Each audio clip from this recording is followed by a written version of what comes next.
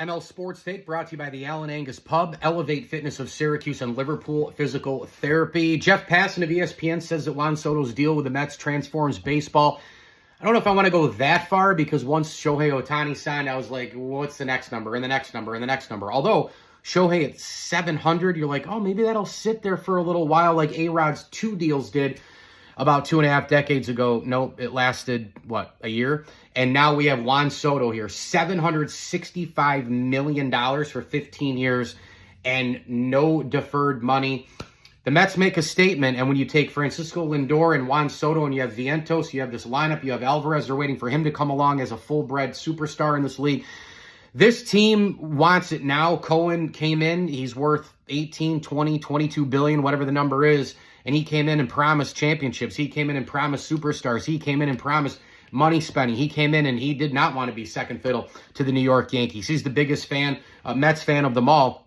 And now he has the most money of them all. And he puts this out there right now. And we'll see if it transforms baseball. We'll see if the New York Mets can finally win a championship. The LA Dodgers are still better and deeper, and I would say the favorite to go back to the World Series next year.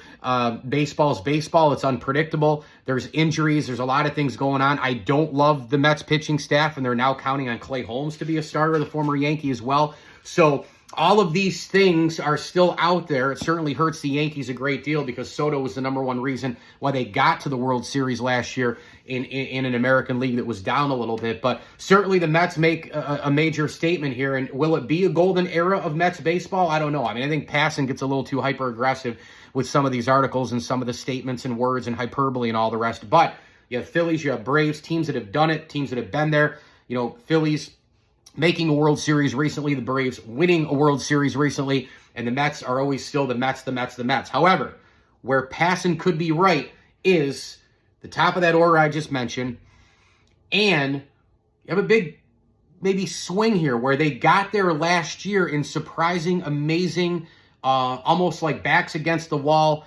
fashion. Now you add Juan Soto to that. And perhaps finally, with Steve Cohen, the owner, getting David Stearns, the GM, right, getting the manager, Carlos Mendoza, right, and changing things inside the clubhouse. You can spend all the money you want. You can spend it on a ton of guys. You can spend it on the superstars and the best and the best of the best of the world. Shohei, Juan Soto, Patrick Mahomes. But if it isn't right inside and you don't have a team of guys to still take care of business when it matters the most, look at Patrick Mahomes.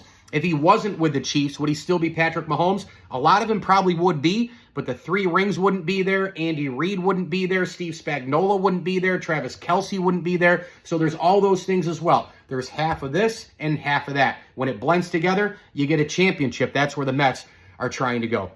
ML Sports Take here is brought to you by Rosie's Corner, Liverpool Physical Therapy, Stumble and Monkey Brewing Company, and Batavia Downs Gaming. Stay, play, and dine at Batavia Downs Gaming. Check out all their hotel packages now at BataviaDownsGaming.com. As I always tell you, enjoy the games.